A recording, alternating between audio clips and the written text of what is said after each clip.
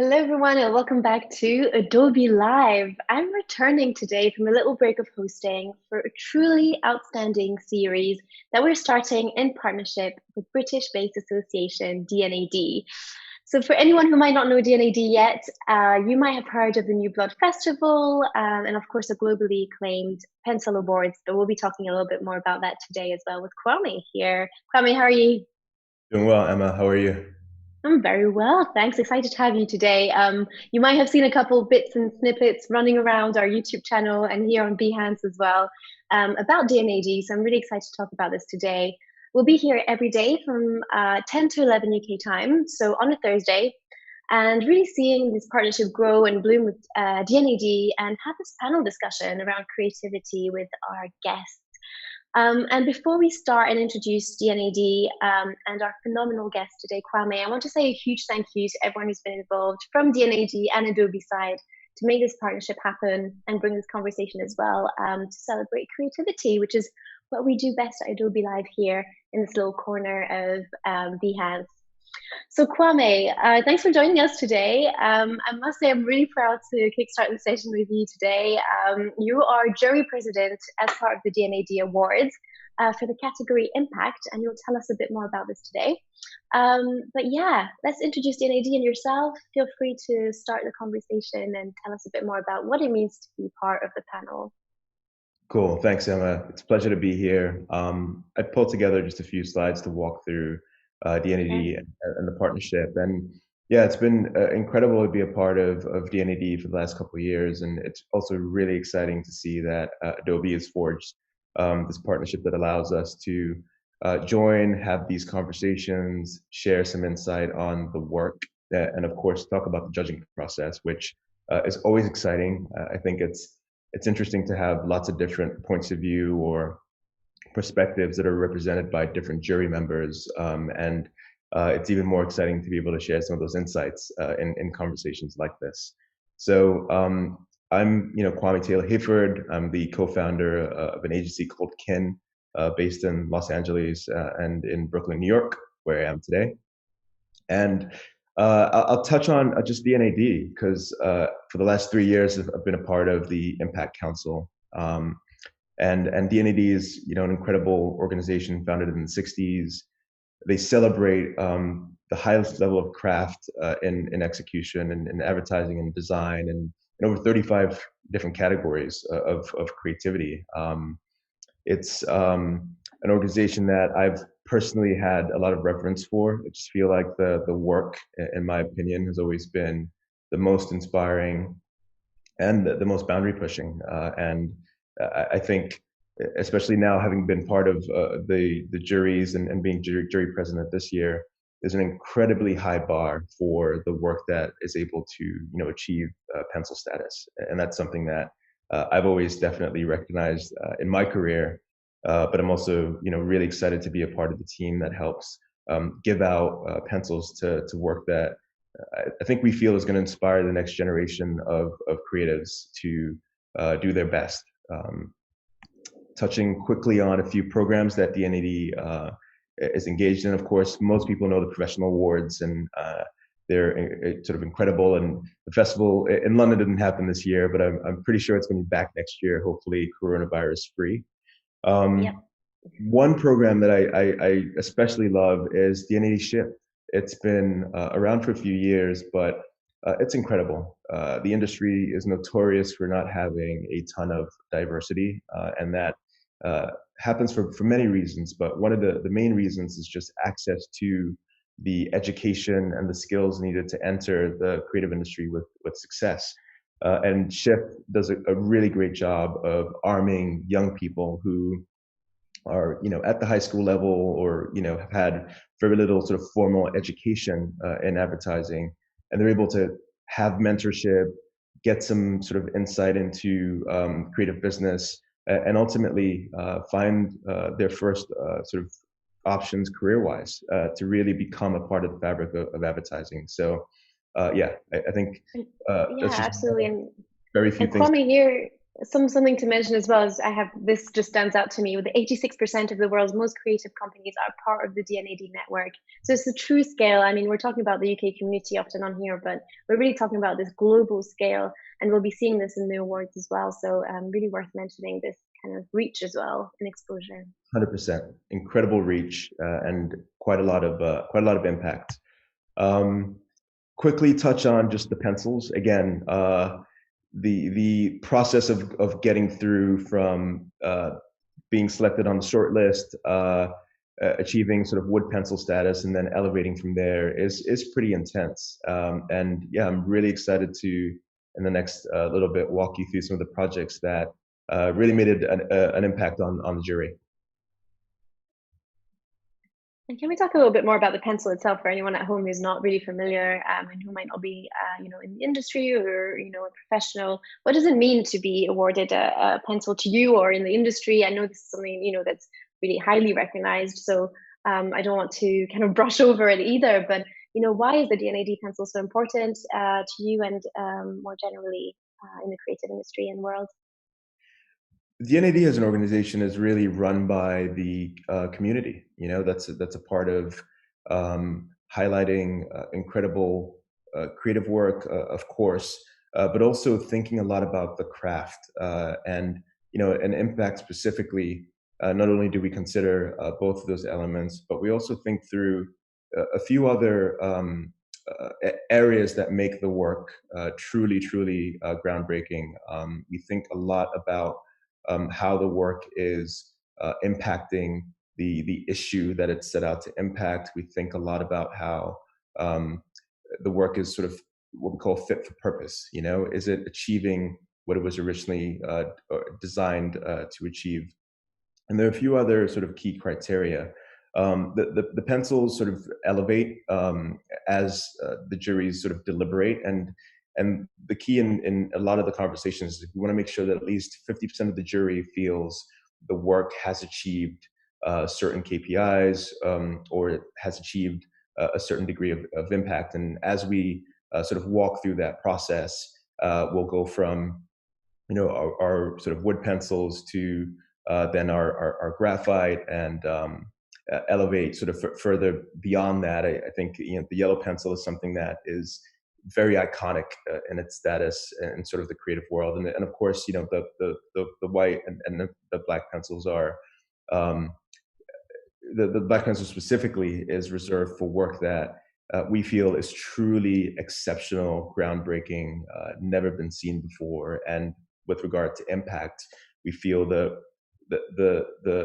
mark it leaves on the world is one that is truly, truly, truly great. So we'll have lots of sort of discussion and deliberation, and in a few years prior, we've not awarded a black pencil because we haven't felt the work has achieved that status quite yet. But I'm hopeful that we might have maybe one or two contenders this year. Brilliant, exciting news. And I think there's a couple of themes that are coming across here and that are also tied to experience and why you're, jury president and involved in the awarding process, which is, partnership, collaboration, dialogue, but really there's a sense of just not creative words and concepts, but purpose, which is something that you mentioned yourself and really ties D&AD to what you also do. And you'll be talking about a little bit more. This is what you're really driven by. And I think we're facing quite challenging times at the moment. And this can be more relevant in terms of what D&AD does and what you do and what you want to see reflected in the work as well. So really outstanding initiative. Yeah, I think from my perspective, the idea of being a company that is focused on growth and a company that is doing good for the world and for some of the issues that we're focused on, those are very much intersecting at times like these. Not-for-profits are incredible, but often don't have the resources or the scale to significantly impact issues. Governments have really struggled to keep focus and be sort of efficient and deliberate in what they do. So it's my feeling that corporations with their resources and with their audiences that they cater to and with the brands that they have and the values that they have can really move the needle significantly on issues that they care to attach to. And you're seeing it in the world at the moment. I think there's a lot of conversation, there's a lot of talk, and a few brands are moving into action, which I get excited about. I think it's important that we get beyond sort of tweets and posts and actually make a material difference in the world. Absolutely. Absolutely agree. Great. Let's move along. So I pulled a few kind of projects that I thought I'd talk through just because I Yeah, feel they created an interesting discussion in our jury, and I think they also represent work that we feel is not just brilliant creatively, but is also getting past the point of being just about sort of the craft and execution, and is addressing some of the bigger themes that we're seeing in culture and in the world. So the first project that the jury found very compelling was Lessons in Herstory. And there's a film, so I'll quickly play that, and then I'll touch sure. on some And of the issues that we Be- discussed. before we start with the film as well, can we talk a little bit more about this judging process? I know we're jumping into some of these pieces and work, and what's the current. We just talked a little bit about the challenging times in conversations and also taking action. But how have you been affected personally in terms of judging remotely, for example? I know you just said you're based in New York, and we were speaking before this, and it is a really early time for you. So appreciate that. But what's this experience been like, and kind of connecting digitally, because this also means that action is not necessarily the same as it used to be. When we first made the choice to bring all the judging online, Hmm. I was quite sad because I think having been a part of this process for the last 3 years, it's just incredible to get in a room with all of these very talented, creative minds that are part of the jury, and to have, you know, um, active discussion and debate, and to really interrogate the work and get down into the insights. And I was worried that we were going to lose a lot by bringing it online, but to be honest, not much was lost. I was very impressed with how we were able to pivot, get everyone online. It was more than a few hours sort of sitting in Zoom and having discussions like we're having now. But Yeah, I felt everyone was super engaged. We were able to, you know, with efficiency, discuss and debate. And ultimately, I think we landed on, creative work that we all feel very sort of excited about, and that we feel meets the bar that was set for the kind of projects that we'd want to win pencils. absolutely. So Yeah, and yeah. not much of a difference. Yeah, and I think the creative industry has something phenomenal, which is this adaptability. So responding very quickly, and creatives are always able to, adapt to the situation.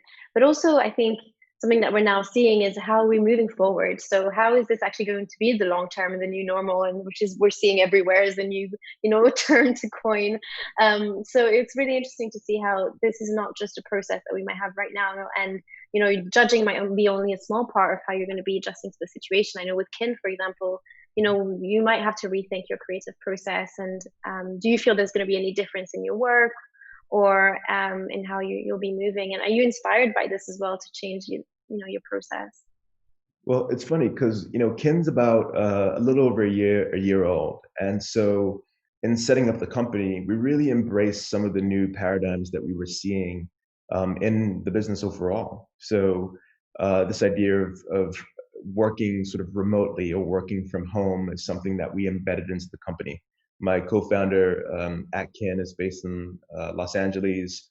We have team members that are working with us in Mexico, in sort of Monterrey, Mexico, in Berlin, in Vienna. So we're a truly sort of a global sort of team at the company, and we've embraced what technology has afforded us. The ability to hop on Zooms and to have video conferences, and to be honest, yeah, post pandemic, I think there's going to be a lot of conversation about whether or not we really need to spend as much time on planes and traveling to meetings as we do, when quite a lot can be accomplished in a setup like the one that we're currently in. So for us, it's an exciting challenge, and I think it felt like uh, it felt like smart to embrace, I guess, the changes that we're seeing rather than fight against them. Absolutely. And I like the idea of exciting challenge. It's seeing the positivity within this. So it's more of an opportunity than a difficulty, which I absolutely love again about the creative community. And I know you mentioned Kin a couple of times now, but just to, before we jump in again into the works, can you give an idea of what Kin also does? Because doing a little bit of research, it's, consultancy, an ad agency, a production company. So what is the creative work that you also create? Because you seem to be doing everything. Yeah, so it's funny because I wanted Ken to pull from a lot of my experiences working in agencies, working brand side, and I wanted the company to use creativity in lots of different sort of outputs. So you can think creatively about how you design your business and your systems and processes to, of course, be a lot more efficient, but to also allow for innovation. And that's a lot of the work that we do, and it's more of a consulting offering. Since launching Kin, I've been engaged with a few brands like Anheuser-Busch, and Twitch, helping them develop new and exciting ways to think about their teams and their process. From a creative sort of services standpoint, we're doing a lot of incredible work with brands like MailChimp and Conservation International. The filter of that work is always thinking through using creativity, innovation, and purpose to really develop platforms that can help accelerate the growth of the brands that we work with. And then, of course, we have some intellectual property ideas that we're developing on our own. No bold announcements yet, but Not yet. Oh, we were hoping for some snippets. I get really excited about that, because as Yeah, creative yeah, people, we have our own thoughts and ideas, and it's important that we invest in developing them, yeah. and putting them out, and hopefully, allowing them to change people's perceptions of what creative business can do. Yeah, and a couple of things stand out here. So risk taking, because innovation always comes with a little bit of risk and challenge as well. But also, you talked again about purpose, and I think what can really stands out as is also the idea of roots and impact, which is then what drives transition into this category, and why you were also such a good fit as a jury president, and kind of leading this and being part of the judging process. So tell us a bit more about the impact category, what it means, and what kind of brilliant work, how work would be spotted, and how you would identify kind of brilliant work in this Yeah, impact category. it's a point of view that I've really developed over my life. Growing up, my dad worked for the UN, so there was always a thought about how we can, as humans, make a contribution to the world that we live in, and really change things for the better. And again, looking at the current state of the world, it's so easy to see how, with considered investment and with a focus on some of the issues of our time, things can change. Brands can help change how we treat the environment. They can have a big impact on how the issues around gender equality or racism, which are huge topics at the moment, can be evolved, and that's something that we kept in really deliberate focus as we were working through the process of judging. It felt very important to us that the work that was entered into the category not only came from companies that were doing good, but also from categories that were important to advancing some of these issues and some of these topics. So that was a big part of how we evaluated, I guess, the projects that ended up winning um, in the impact category. Are these categories overall that are doing good for the world?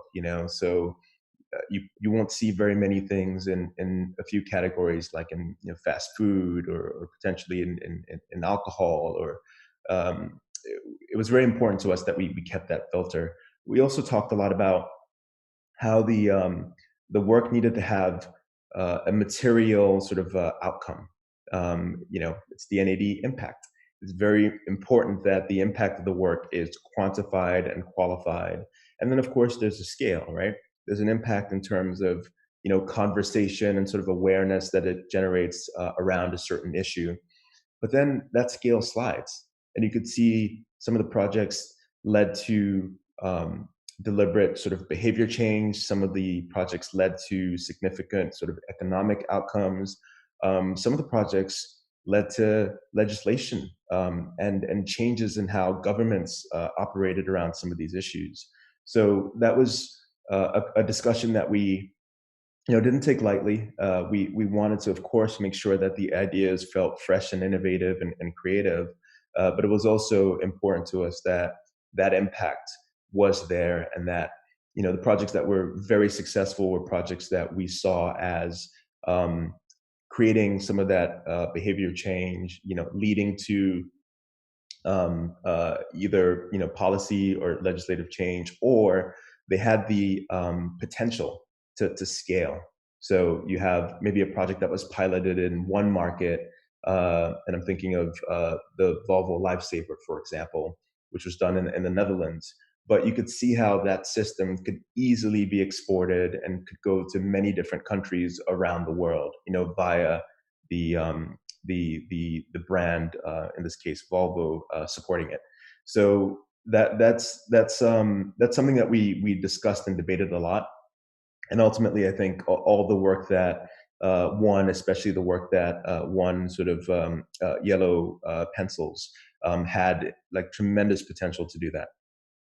So there's actionability as such, and also something that's tangible, right? In seeing a result or movement or change. I think there are some keywords that you highlighted there. And what is the next step in terms of the black pencil then? How can you also outdo this? And do you feel it would mean, awarding the black pencil? There are actually two projects that Yeah, I'm excited to talk about in that great. context, because you win a black pencil and you're of course really excited, and you've reached the pinnacle. But the a couple of years ago, an amazing project from Carrefour, which is an incredible sort of French brand, won a black pencil for the black supermarket. And I was really excited to see this year that they've sort of re-entered another initiative called Act for Food.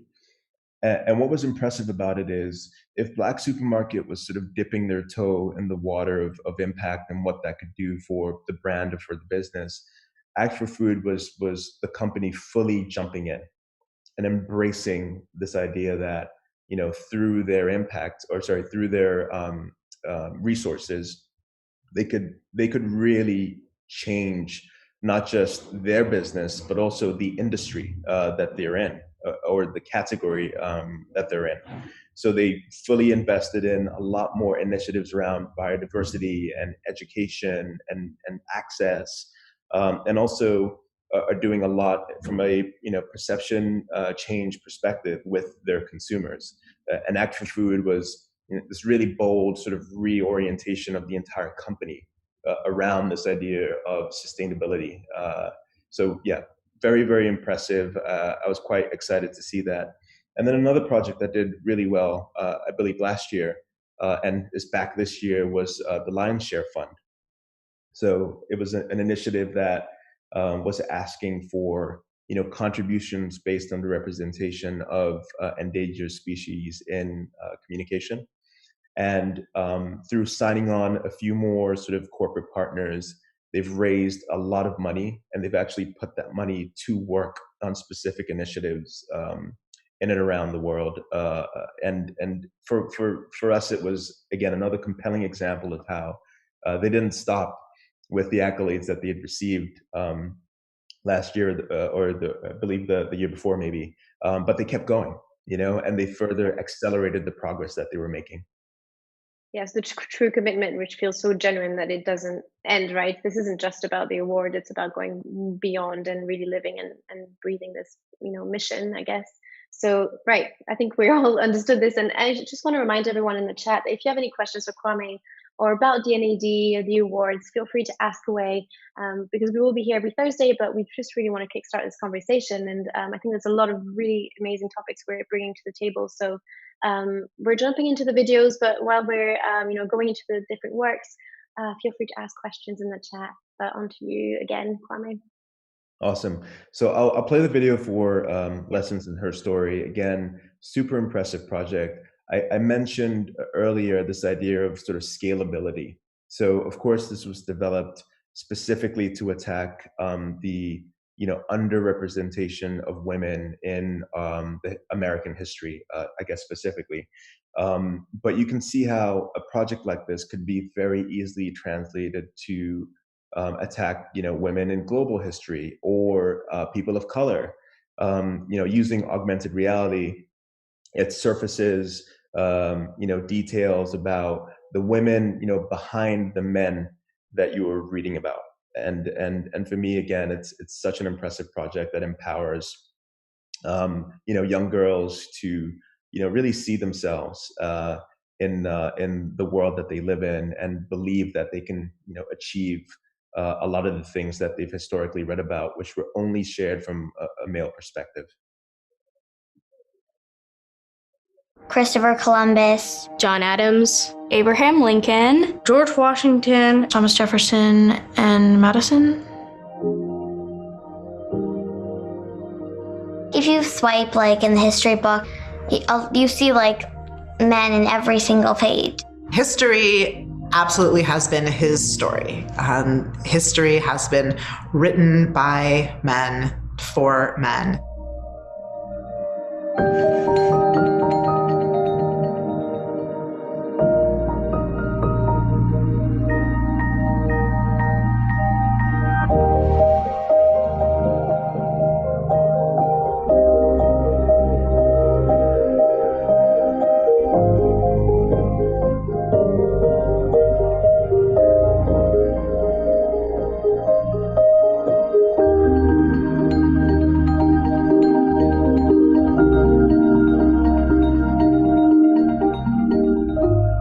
One of the problems with textbooks is they've stayed the same for a long time.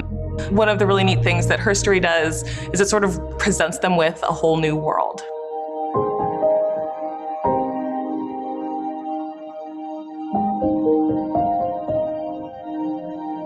Her story is showing, young girls that you can do amazing things too. It's not a man's world.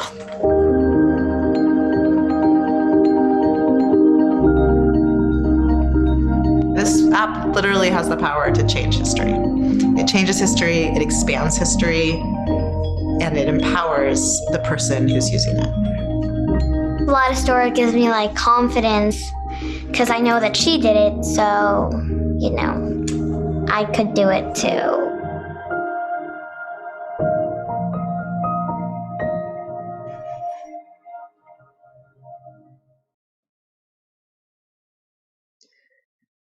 So yeah, super powerful project.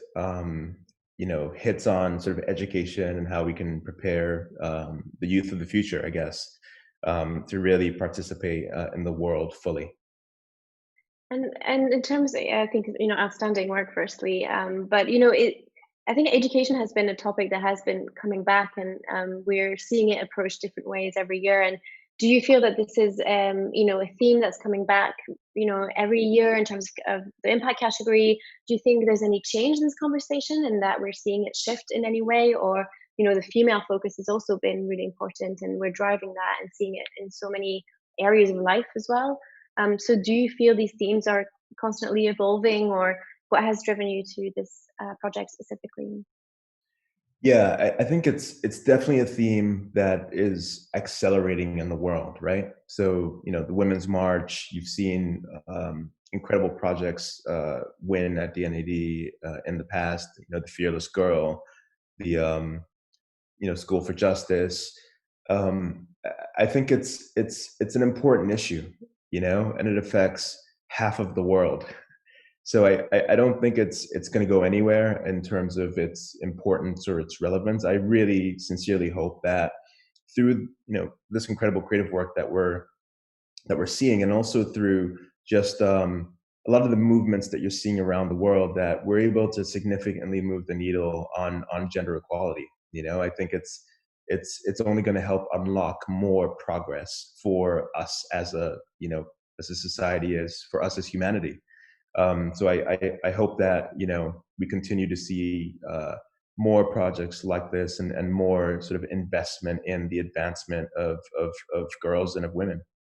Absolutely. And this is where it goes back to the idea of action, that those projects are really driven towards actually not just having this conversation, but also taking action. So, we will see this coming back every year, but then how do we make it progress, and how do we see impact again, in making sure that when this conversation comes back, it might be, a little bit further forward, or in a different slant. So great to see. And we also have some questions from the chat that are starting. So I want to make sure I pass these on, because there are some important topics here. And we have a friend who's asking, what's the hardest part of being a judge for D&AD? Ooh. I think one thing that was definitely a bit of a challenge was carving out the time to really invest in the process. I think so many people spend hours, weeks, months, sometimes years developing these projects and putting them out into the world and tracking the impact that they have. And I've always made it a huge priority to carve out the time to really sit and think about the work, so review it, interrogate it, make sure that we're considering it holistically. I think that's really, really important. I think the people that enter the awards deserve it, and I think the community as a whole deserves our sort of best thoughts, and and our true investment in elevating creative work that is going to help inspire and shape the future. So I think it's a time commitment. It's definitely worth it in terms of the fulfillment that I got out of being a part of the process. But I do think it's for sure a time commitment. And we're talking about challenge here as well. And I know there's some really deep conversations that are happening, and I guess it's also highly personal, and we're all kind of subjective as well. And in terms of work that caused the most debate, do you have any that you feel really made the judges kind of argue and get into maybe a tougher conversation, which needs to happen, of course? But was there anything this year that really stood out? I'm not sure I'm allowed to divulge those secrets.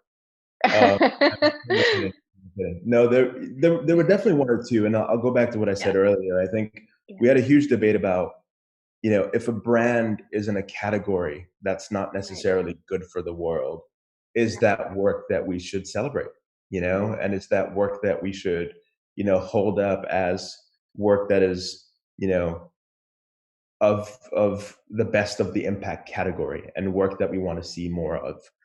And I think there were a lot of very different points of view, and I think ultimately, I feel we landed on we need to elevate work that is, from brands in categories that are maybe challenging, but that are doing a really good service to the world and to some of the important issues that we're dealing with currently. So I think there were some projects that were beautiful. I really amazing craft, some very smart ideas, but in the grand scheme of the world and some of the issues that we're dealing with, I think the jury felt they just weren't where we needed to be, as an overall sort of body of people who were thinking about how to change the world in a very positive way. Yeah, I think to go back to Fiflin's question and what you're saying here as well, is that there's a huge sense of duty and responsibility in the way the work is being, judged, and how the awards is given out. And I think this conversation really highlights how much thought really goes into, elevating those projects. Like you said, I think elevating is such a brilliant word to use here. So yeah, looking forward to seeing some more. If you have another, I know you have quite a few lined up. So. I have quite a few, and we don't have to see them all, but there are definitely a few I wanted to touch on. So another incredible project from from P&G, a brand that I'm very familiar with and have done some work for. Actually, P&G was one I was going to raise. I don't know if you had the previous project reminded me of this a couple of years back. They did a campaign around mothers and the Olympics. I think that might be even longer, 5 years back, right? Where it was all about the mums behind athletes. And I think that reminded me a lot of the previous project you were just showing. Yeah, definitely. And the Thank You Mom, the Olympics work. Yeah, that's it. Fantastic. They've done a lot of work attacking bias, and this is another project. And we love this for the craft. We love this for the message. We love this because it helps, bring to light an issue that I don't think a lot of people see themselves in, but they did this in such a beautiful way. A father helping his, child with, the first shave, which is such an important moment in a young person's life. I think the conversation about sort of, gender identity and how important it is that it's embraced, and that there's an openness to having this discussion, especially at kind of, formative time in life. It felt important that we gave this project, definitely some support in how it was developed and executed. So I'll play the film now. Yep. And you go south. It's always south first. South, south, north, north, east, west, never in a hurry. Yeah. Right.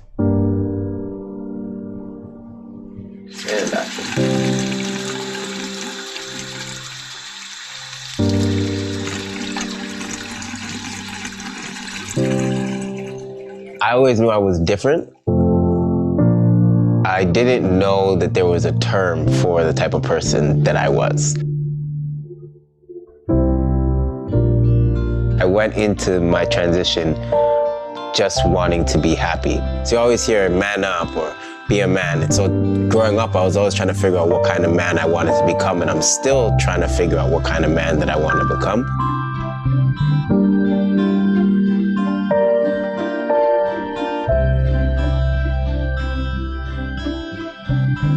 You have to say, this is my life, and I'm going to live it the way I know best. Now, don't be scared. Don't be scared. Shaving is about being confident. Oh, you're doing fine. You are doing fine.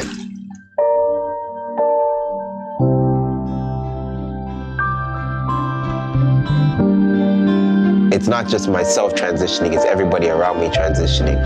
I'm at the point in my manhood where I'm actually happy.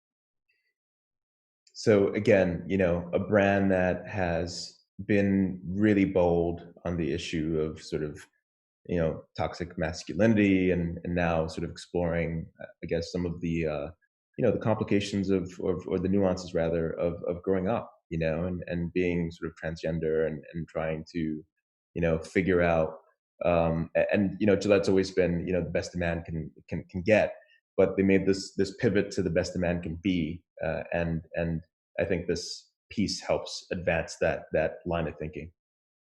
Yeah, and I think how much of, we've just talked about conversations and different themes, and I think those themes, as you said, will always come back. But how much of this kind of selection process is also driven by the way it's being approached and the way it's being done, and the creative behind it, and this kind of storytelling piece is also really important to bring the issue to life. And I think is there an element of a little bit of surprise for you in the way the conversation is being slanted, and that being part of the process when reviewing projects and work, and saying, oh, actually, I've never seen this conversation and topic approached this way, which I think P&G, I guess, is able to constantly, reinvent in a certain way, and maybe, challenge the way things are being thought of currently? Yeah, there's so many issues in the world that have been around for, decades, centuries, and it's always exciting for us when someone has a fresh take, just like a new and an exciting way to raise that issue or talk about that issue. For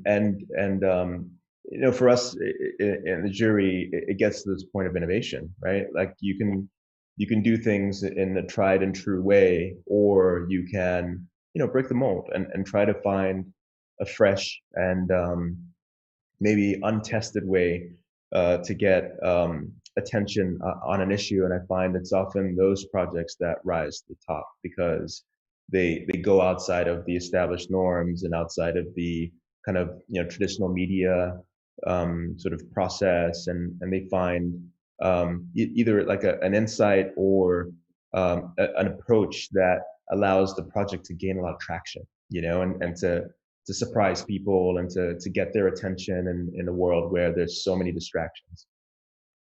And how much do you feel this conversation also leads to more, as you said, traction? So right now we're seeing a huge push on social media, for example, which is being a huge part of, conversation. And how much do you feel these projects would also generate that? Is that important to you? Because we're now relying on this digital, space for traction.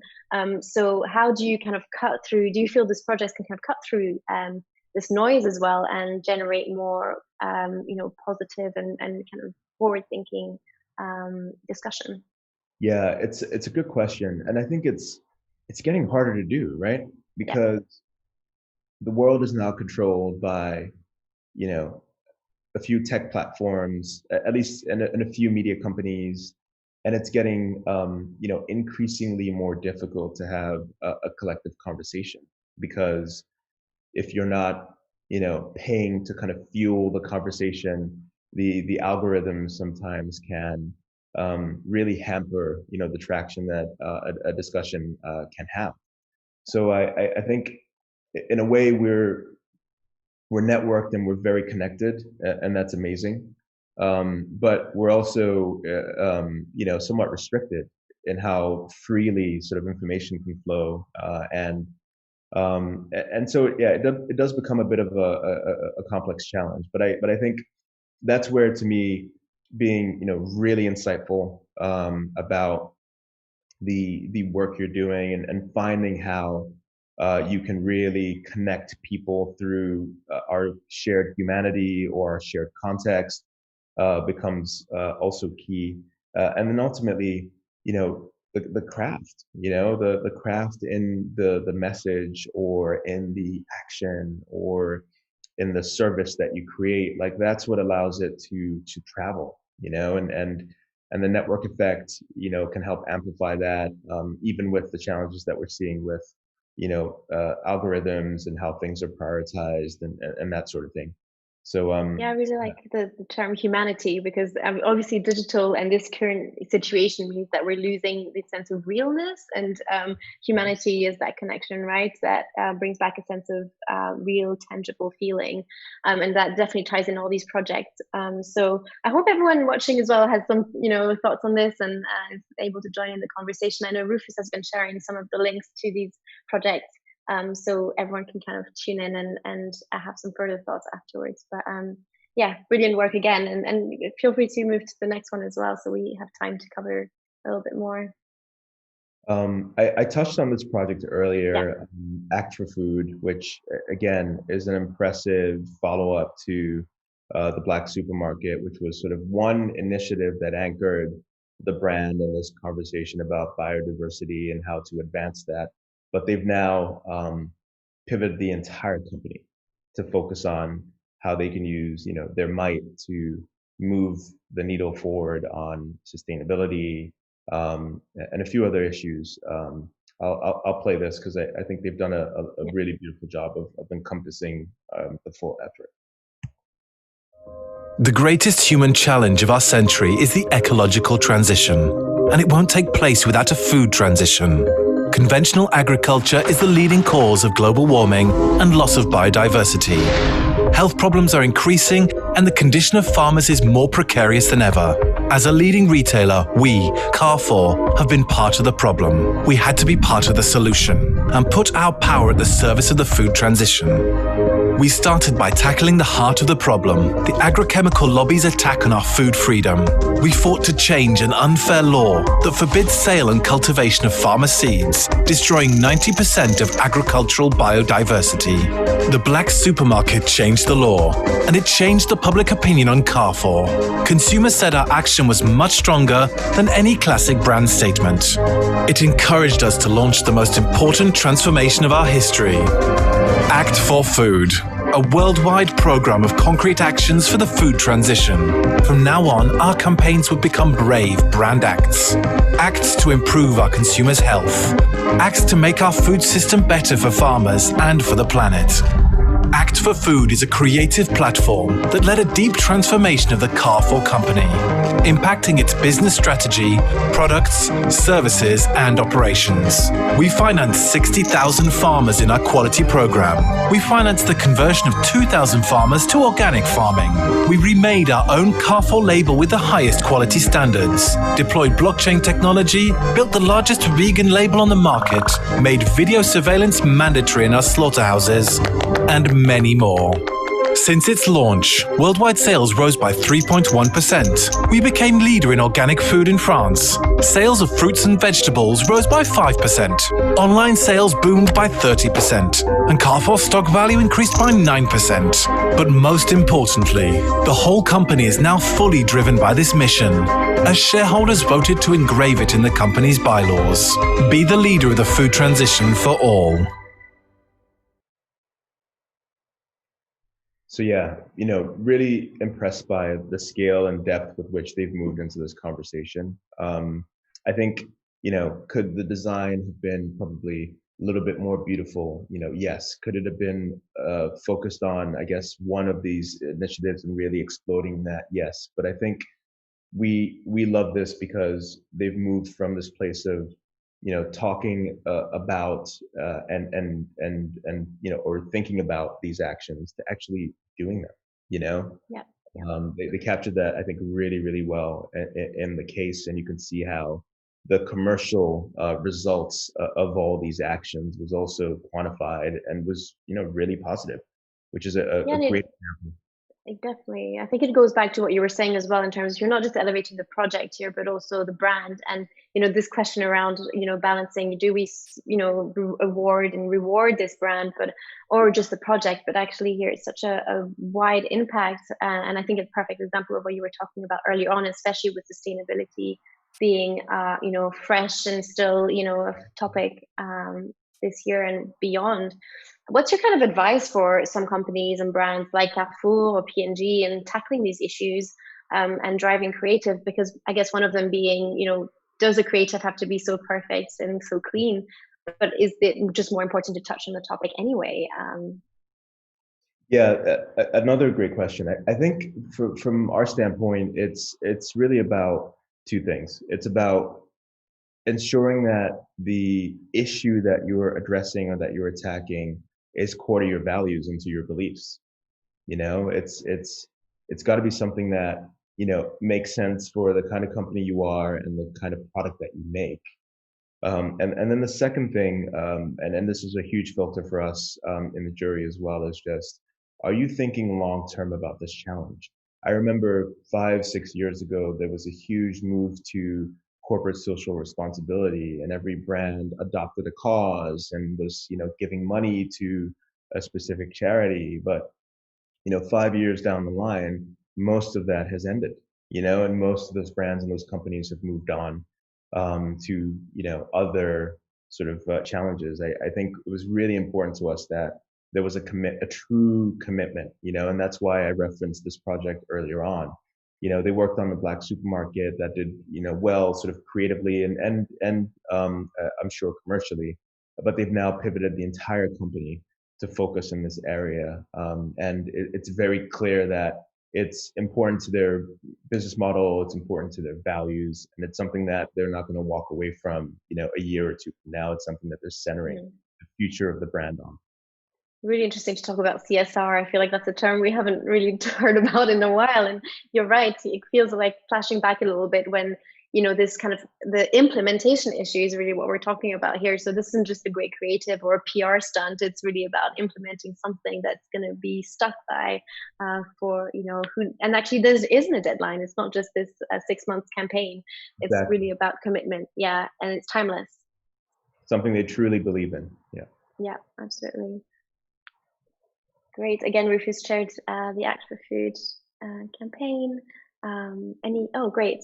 Next project. Yeah. We're jumping to another topic.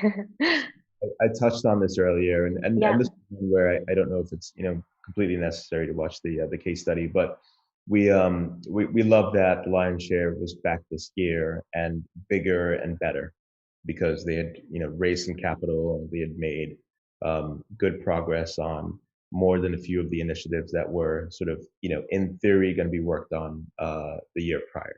So it's nice again to see the commitment. It's nice to see the follow through. And it's great that they're having a material impact on this issue of conservation that is so important to the world that we're in today.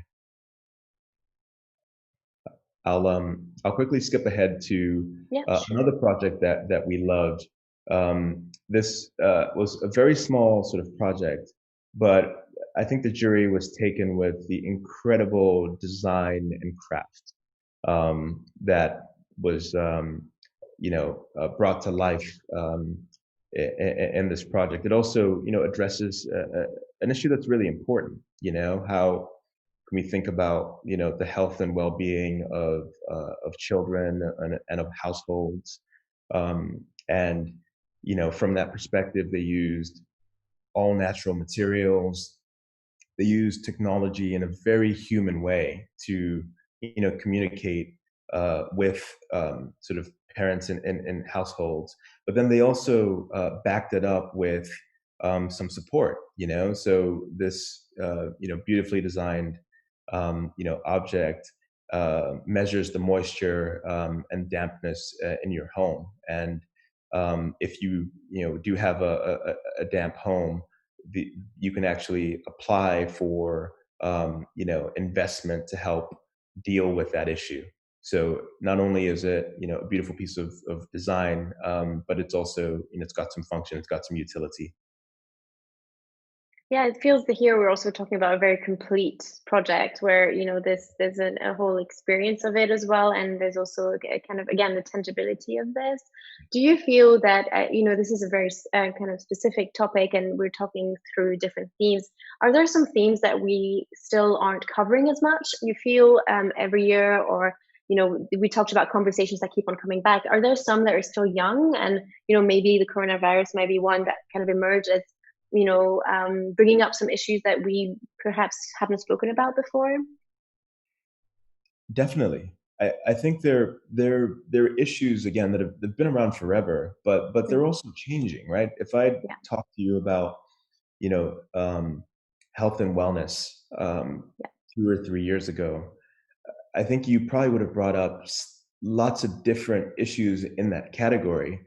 But none of them would have been a global pandemic and how we might deal with it.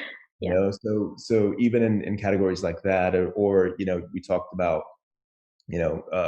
racism. You might have mentioned police brutality, because that's been something that we've been dealing with for quite some time.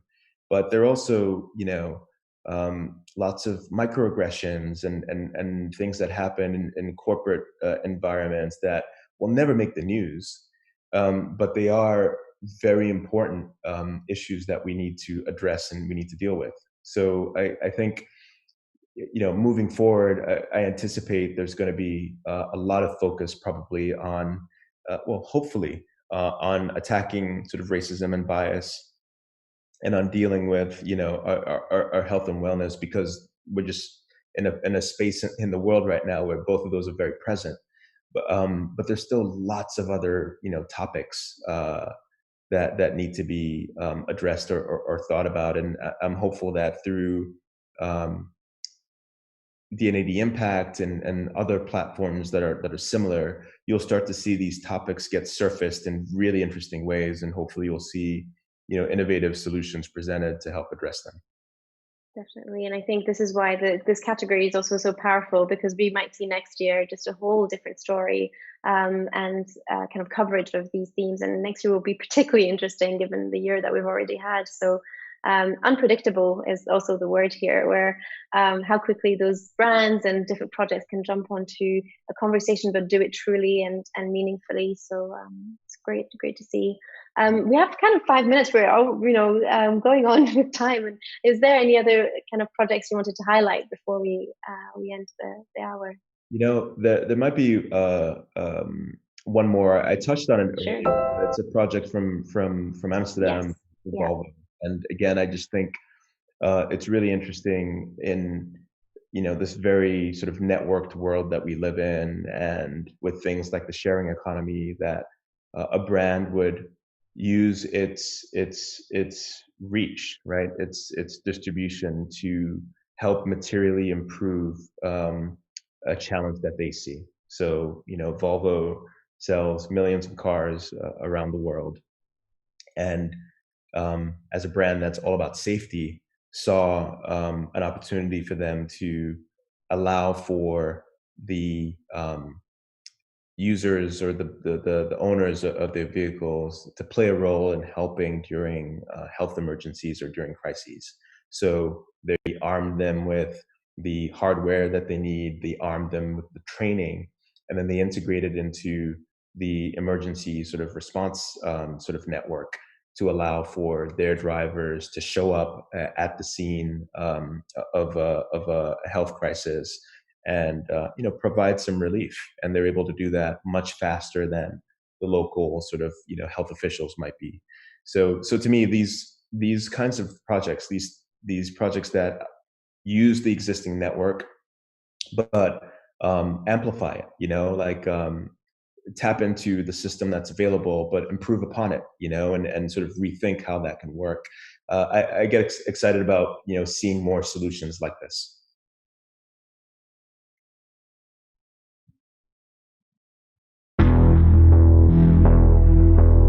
Ik voelde me helemaal niet prettig worden. Daarbij kreeg ik op een gegeven moment ook wat steek in mijn rechterborst. En toen ging het licht volledig uit. In case of cardiac arrest, resuscitation within 6 minutes can make the difference between life and death. But the average arrival time of an ambulance is more than 9 minutes. So often, help arrives too late. With thousands of Volvos on the road, there's always one nearby. Introducing Lifesaver. We equipped Volvos with an AED and connected them to the national call system for resuscitation. Degene die de Volvo bestuurt, die is aangemeld bij Hartslag Nu. Die is burgerhulpverlener. En die krijgt de oproep, wat hij normaal gesproken via de app krijgt, via het Volvo On Call. Dus dat scheelt tijd en daarnaast wordt hij rechtstreeks naar het slachtoffer gestuurd. Using the power of social media, we invited Volvo drivers to join the program. Then we trained them to drive safely to cardiac arrest victims and in how to use their AEDs. With our modest budget and a target of 25 volunteers, we saw an astonishing 200 drivers enlisting in the first 2 weeks alone. The project generated so much buzz that we exceeded expectations by nearly 1,000%, even making national and international headlines. Volvo's mission is that no one should be seriously injured or killed driving a Volvo car. But why stop there if Volvo can also save lives outside the car?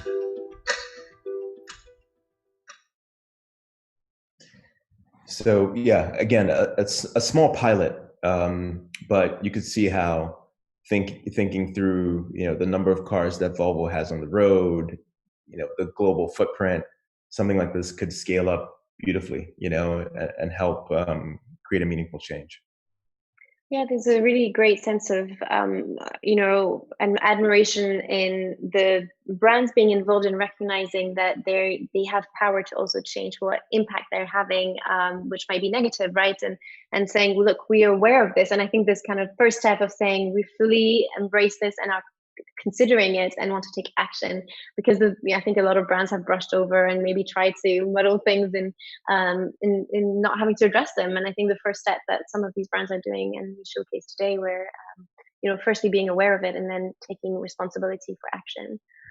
So really great to see. Any final words from you? I know we've covered a lot today, and it's been great to have this, and everything will be available on replay as well for anyone watching at home. So feel free to catch up on some of these projects. But Kwame, any kind of final review of these projects and the impact category in general from you?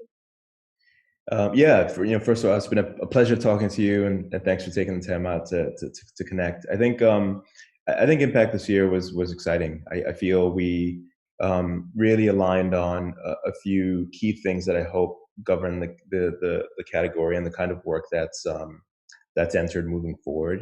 This idea that it's important for you to have, of course, innovation and sort of creativity and a high degree of craft embedded in whatever solution you're presented. But it's key to be sort of topical and relevant, like what's happening in the world and what issues can you kind of bring to life or can you surface. It's really important to have commitment, and to really sort of invest in the solution fully. It's very important to channel the values that the brand has, do something that is adjacent to your or has an effect on your kind of core business or your core beliefs, because that's where you'll be able to very easily commit, but also you'll be able to create impact, and I think that the third piece was just the longevity. Let's think long term about these solutions, because none of these issues are going to be solved with one initiative or with one sort of investment. It's going to take sustained investment, probably over a period of time. And I think we got really excited about the projects that showed that level of kind of commitment, but also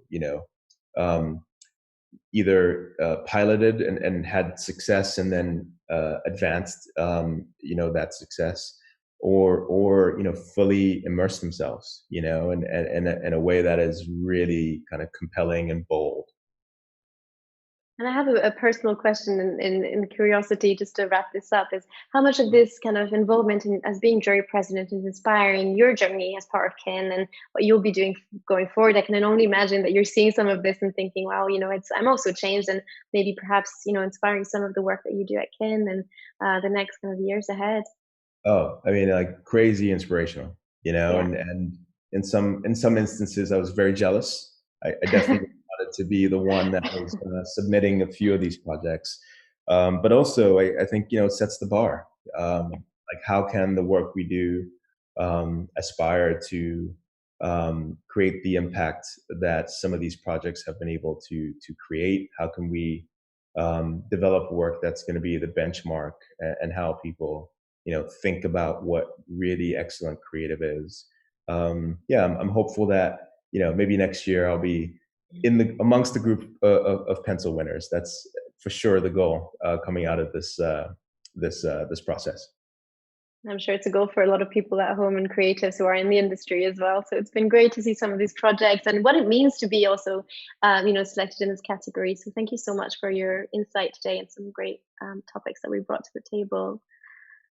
Everyone, we'll be back next Thursday with more from the D&AD partnership. It's been really great to kickstart this session from 10 to 11 UK time, but of course some global reach, as we said. And all the links are in the chat still, but you can watch this again on YouTube and Behance and join us for more conversation next week. Thanks, Kwame, again. And cool. Thanks a lot, Emma.